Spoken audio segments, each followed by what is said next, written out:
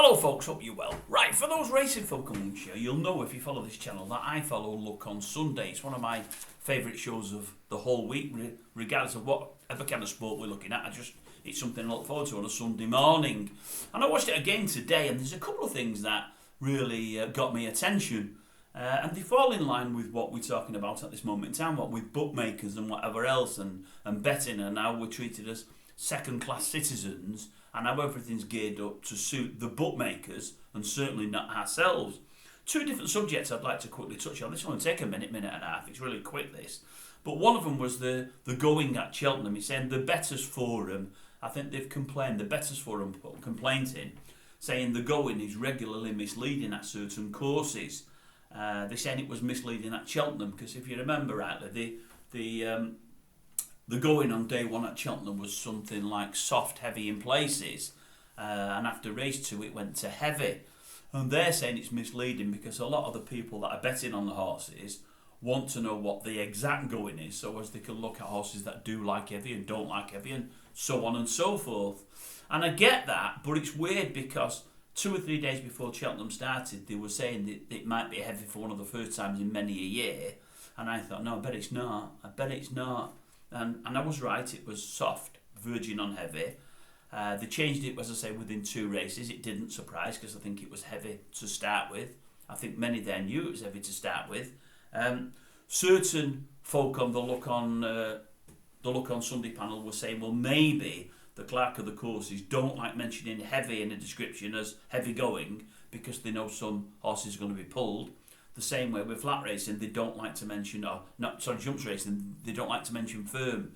They don't mind using the term good to firm. They don't like mentioning firm, because many trainers are scared of risking horses and will just pull the horses.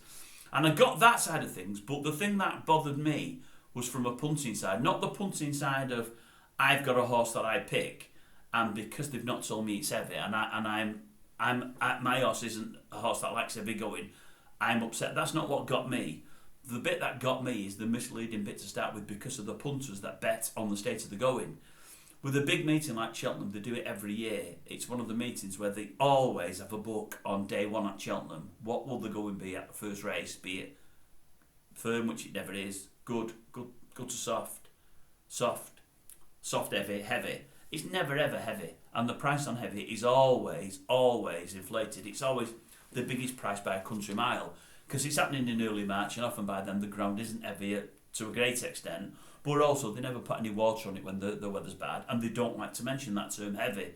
I would imagine there was a good few punters on heavy for this Cheltenham, and I think they've got done. I think they've got royally done, because I think many people knew at the start of race 1 that we've got heavy going, and they're not putting that description. And I think part of that is definitely to go against the punters that bet on heavy going. Now, I might be wrong, but I think I'm right. And the other thing we'll look on Sunday today, there was on about bookmakers and these extra places they offer, seemingly, and I don't know which bookmaker, I don't think they mentioned it. There's been instances only in the last few weeks of certain bookmakers that are offering these extra places. They may offer a 6th place in a race, and they're not paying out when your horse comes 6th, and the reason they're putting out there is there wasn't enough finishers. So let's say a race has got 16 or 18 horses in it, and they're offering the 6 places. Certain bookmakers obviously must have in the terms and conditions X amount have to finish for us to pay the 6 places. Now that is absolutely shocking. If you're in the first 6 and you bet on 6 places, regardless of how many finish, you should be penalised. That is absolutely shocking. I would suggest if they're being pulled up, it's because the conditions are really testing, or something of that ilk. It must be.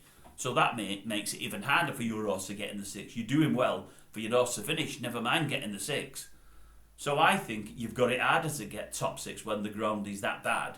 And if anything, you deserve a bonus. You're not going to get a bonus. In fact, what you're going to get off this bookmaker, whoever it might be, is you're going to get absolutely bugger all.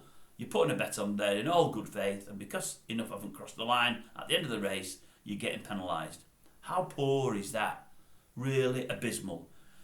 Right, this will be out later tonight, probably earlier. You'll get the daily, the bookies one, the daily William Hill one, Ladbrokes and all them that are letting us down. So you'll see some stories in there. I've got some to read to you.